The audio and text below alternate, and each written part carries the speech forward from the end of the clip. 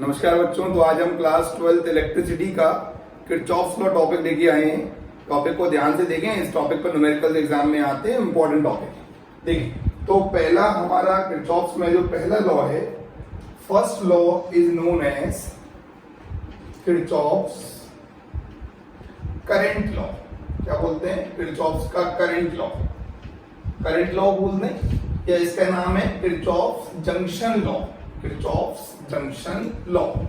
Junction समझते हैं? एक पॉइंट जहां पर बहुत सारे वायर्स क्या कर रहे हो, आपस में आके इंटरेक्ट कर रहे हो। देखो ऐसे समझो, ये हमारा एक पॉइंट है, ये हमारा जंक्शन है। ठीक है, क्लियर? देखो ये हमारे बहुत सारे वायर्स हैं, एक पॉइंट पर आ रहे हैं। जी इज द जंक्शन, ये जंक्शन है। क्लियर? तो यहां से भी हमारा ऐसे उठा देते हैं थोड़ा। देखो समझो, ये पॉइंट जी है, ठीक है। यहां से करंट देखो, यहां से करंट आ रहा है I1, यहां से I2, यहां से I3, यहां से I4। क्लियर है? जो ये इनकमिंग करंट है, आने वाले करंट है, और उसके बाद जाने वाले करंट कौन से हैं? I5, I6, I7 और I8। ये लॉ ये कहता है, देखो पहले लॉ का स्टेटमेंट समझो। स्टेटमेंट ये कहता है the algebraic sum of all the current sigma I is equal to 0। The algebraic sum of all the current, जितने भी करंट का सम है किसी एक पॉइंट पर, वो ऑलवेज क्या होता है? 0 होता है। देखो कैसे? Sigma I is equal to 0 ऐसे बोल सकते हो, algebraic sum of all the current meeting at a junction. Example लो, ग्वालियर क्या है? एक जंक्शन है। जंक्शन मतलब बहुत सारी ट्रेनें आती हैं, बहुत सारी ट्रेनें जाती हैं, ठीक है। तो जितना इनकमिंग है उतना ही क्या है? आउटगोइंग है। वैसे समझो कि जो I1 plus I2 plus I3 plus I4, ये कैसे करंट है हमारे? ये करंट इनवर्ड आ रहे हैं, अंदर की तरफ आ रहे हैं, देखो टुवर्ड्स द जंक्शन। और I5, I6, I7 और I8, ये करंट क्या है? ये करंट बाहर की तरफ जा रहे हैं। जो करंट अंदर आएंगे और जो बाहर जाएंगे, उनका नेट सम क्या होगा? ऑलवेज 0 होगा। एक बात समझो, यहां पर जितना करंट इन है, I in is equal to I out।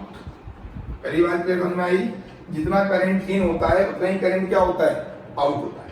और देखो सेकंड बात देखें, अ करंट कैरिंग कंडक्टर क्या होता है? A current carrying conductor is always neutral. Is always neutral. Neutral क्यों होता है? क्योंकि बेटा जितना चार्ज इन होता है, याद रखो I है, ऐसे बोलते हैं जितना चार्ज इन होता है उतना ही चार्ज क्या होता है? आउट होता है। मतलब किसी कंडक्टर में, कंडक्टर ले लो, तो कंडक्टर ले लिया हमने, ठीक है। इस कंडक्टर में Q चार्ज इन हो रहा है और Q चार्ज क्या हो रहा है? आउट हो रहा है। इट मींस ये कंडक्टर क्या है हमारा? न्यूट्रल रहेगा। क्या रहेगा? ठीक है, कंडक्टर क्या रहेगा हमारा? न्यूट्रल। एक बात समझें, एक करंट कैरिंग कंडक्टर के आसपास कौन सी फील्ड होती है? बताएं। करंट कैरिंग कंडक्टर के आसपास इलेक्ट्रिक फील्ड होती है या मैग्नेटिक फील्ड होती है? सोचें, आराम सोचें। करंट कैरिंग कंडक्टर के आसपास मैग्नेटिक फील्ड होगी। बताओ क्यों? इलेक्ट्रिक फील्ड नहीं होगी। रीजन क्या है? बिकॉज वहां पर चार्ज जितना आ रहा है उतना चार्ज जा रहा है। तो ये क्या है हमारा? ये न्यूट्रल है। कैसा है? Current carrying conductor always remain neutral. Clear? तो ये किसको फॉलो करता है? This law follow law of conservation of charge. किसको फॉलो करता है? ये लॉ फॉलो करता है बेटा, law of conservation of charge को फॉलो करता है। आप समझते हैं conservation of charge? Charge is neither be created nor be destroyed, it can transfer from one form to, मतलब one object to another object, ऐसे मान लो। ठीक है, law of conservation of charge को फॉलो करता है। किरचॉफ्स के लॉ किसमें यूज करते हैं? ये लॉ यूज कहां करते हैं? Use to solve complex circuit. Solve complex circuit. वैसे तो हम क्लास 10th में ओम्स लॉ यूज करते थे। क्या यूज करते थे? Ohm's law. बट बहुत सारे सर्किट ऐसे होते हैं जो ओम्स लॉ से डायरेक्टली सॉल्व नहीं हो रहे होते हैं, डिफिकल्टी होती है सॉल्व करने में। तो क्या करते हैं? उनको सॉल्व करने के लिए क्या करते हैं? हम किरचॉफ्स का लॉ लेते हैं, ठीक है। किरचॉफ्स लॉ यूज करते हैं। क्लियर है? ये हो गया। किसमें फॉलो करता है? Law of conservation of charge पर। ऐसे बोलो, स्टेटमेंट सुनो, एग्जाम में आता है सीबीएसई में। क्या बोलते हैं? The algebraic sum of all the current. Current कैसी है? स्केलर क्वांटिटी, ठीक है। तो सारे करंट का सम एक पॉइंट पे क्या होता है? ऑलवेज 0 होता है। जितना करंट आएगा उतना ही करंट क्या होगा? जाएगा। अब ऐसे समझो, आपको एग्जांपल देता हूं। देखो ये वायर आ रहा है, मान लो इसमें करंट आ रहा है 5 एम्पियर। ये वायर इधर गया, इसमें करंट कितना है? 3 एम्पियर। इस वाले में कितना जाएगा, सीधी सी बात है, इसको मैं आई बोल दूं तो कितना हो जाएगा, ये हो जाएगा मेरा 2 एम्पियर। फिर इसमें गया कितना 0.5 एम्पियर। फिर यहाँ पर एक वायर और है, इसमें कितना आ रहा है 1.5 एम्पियर। तो कुल मिला के नेट सम देखो, इस वाले पॉइंट का, इस वाले पॉइंट का, किसी भी पॉइंट का नेट सम देखो, ऑलवेज क्या आएगा, ठीक है, जितना इनपुट होगा उतना ही क्या आएगा, आउटपुट होगा। क्लियर है क्या? तो ये किरचॉफ्स का फर्स्ट लॉ हो गया हमारा, इसे बोलते हैं जंक्शन लॉ, ठीक है, या बोलते हैं करंट लॉ।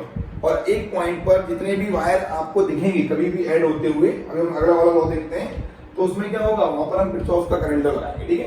अब बात करते हैं किरचॉफ्स के सेकंड लॉ की, इसकी बात कर रहे हैं जो बहुत इंपॉर्टेंट है। फर्स्ट लॉ भी लगता है लेकिन सेकंड लॉ बहुत इंपॉर्टेंट है, उससे हम किरचॉफ्स के वोल्टेज लॉ से क्या करेंगे, हम व्हीटस्टोन ब्रिज भी प्रूव करते हैं, ठीक है। देखो तो हम सेकंड लॉ बता रहे हैं आपको, ठीक है। सेकंड लॉ कौन सा है हमारा, किरचॉफ्स का वोल्टेज लॉ, या उसी को बोलते हैं लूप लॉ। क्या बोलते हैं, वोल्टेज लॉ बोल दो या फिर क्या बोल दो, लूप लॉ बोल दो, ठीक है। देखो तो ये क्या है हमारा, देखो हम पढ़ते हैं सेकंड लॉ। सेकंड लॉ कौन सा है, किरचॉफ्स वोल्टेज लॉ, नाम सुनते जाओ, voltage law, Kirchhoff's loop law, Kirchhoff's mesh law, या किरचॉफ्स का सेकंड लॉ। कितने नाम है, नाम देखो, नाम अनेक है बट काम एक है, ठीक है। Kirchhoff's voltage law, loop law, mesh law and second law.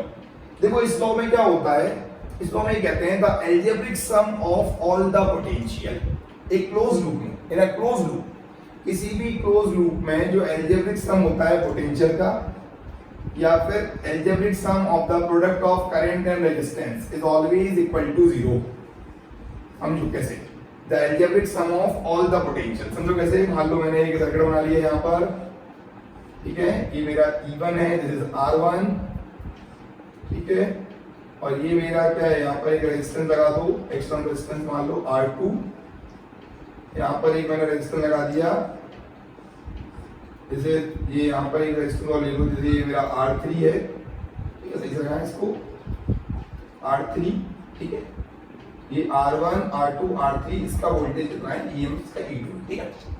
ध्यान दो, ये मेरा एक लूप हो गया, लूप का नाम देखो A B C D A, पहला लूप, ये पहला लूप है, और ये क्या है मेरा, दिस इज सेकंड लूप, नाम दे दो उसका DE, ठीक है बेटा।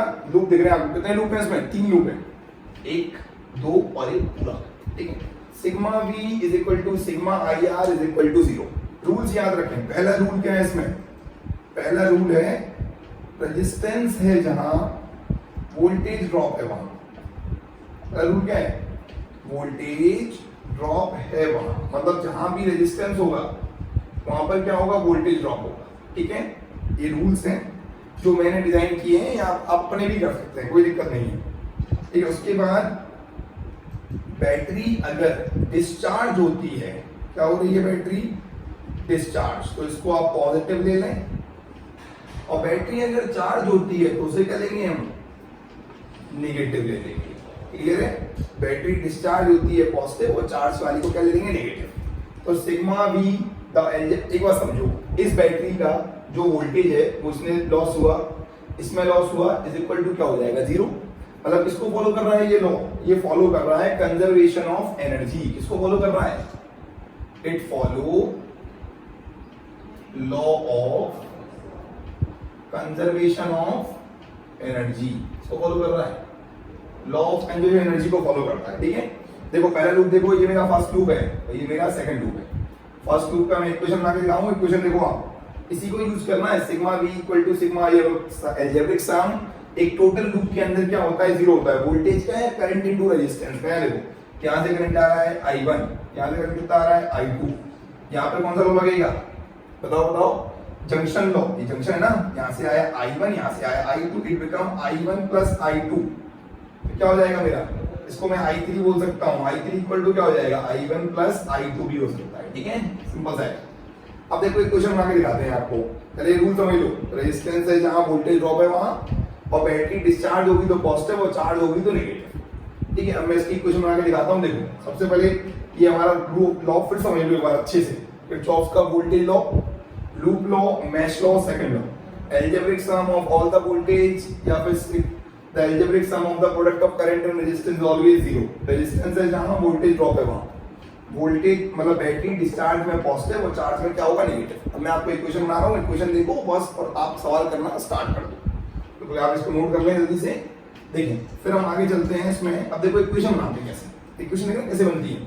ये बताओ बेटा, सबसे पहले मेरा ये E1 है, बैटरी डिस्चार्ज हो रही है पॉजिटिव, माइनस I1 R1, तो इसमें जाएगा क्या हो जाएगा minus R2 I1 plus I2 is equal to 0। Clear है? देखो पहली इक्वेशन बन गई हमारी, ये पहली इक्वेशन बन गई। देखो E1 में से एनर्जी लॉस, बैटरी की एनर्जी यहाँ गई, टोटल क्या हो गया 0। सेकंड देखो ये फर्स्ट इक्वेशन है, सेकंड इक्वेशन क्या है E2 minus I2 R3 minus R2 I1 plus I2 is equal to 0। देखिए बेटा ये सिंपल इक्वेशन बन गई हमारी। सेकंड इक्वेशन ये करेंगे सॉल्व 1 एंड 2।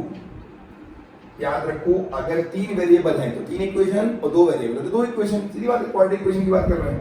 1 एंड 2 सॉल्व करेंगे, अगर न्यूमेरिकल वैल्यूज होती तो we can find value of I1 and I2, find value of I1 and I2।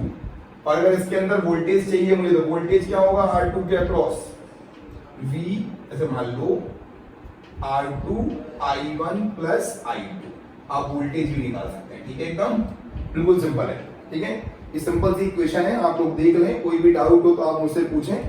ठीक है, और बाकी आप न्यूमेरिकल सॉल्व करना स्टार्ट करें। 2 बेस्ट इंपॉर्टेंट लॉ हैं, इन लॉ को हम यूज करेंगे टू फाइंडिंग। इसको कहाँ यूज करते हैं, कॉम्प्लेक्स सर्किट को सॉल्व करने में। और हमें एक चीज प्रूव करनी है, केवीएल से प्रूव करना है व्हीटस्टोन ब्रिज। व्हीटस्टोन ब्रिज, जब आपको व्हीटस्टोन ब्रिज का वीडियो देंगे तो उस वीडियो में आप क्या करना, इस लॉ को लगते हुए देखेंगे। ठीक है, तब तक आप इसको देखें। थैंक यू एवरीवन, चैनल को लाइक सब्सक्राइब करते रहें और पढ़ाई में मन लगाएं। बाकी कोई दिक्कत नहीं है, कोई परिस्थिति हमें झुका नहीं सकती। हमारे इरादे क्या होने चाहिए, एकदम अटल होने चाहिए। Thank you everyone, thank you, have a good day.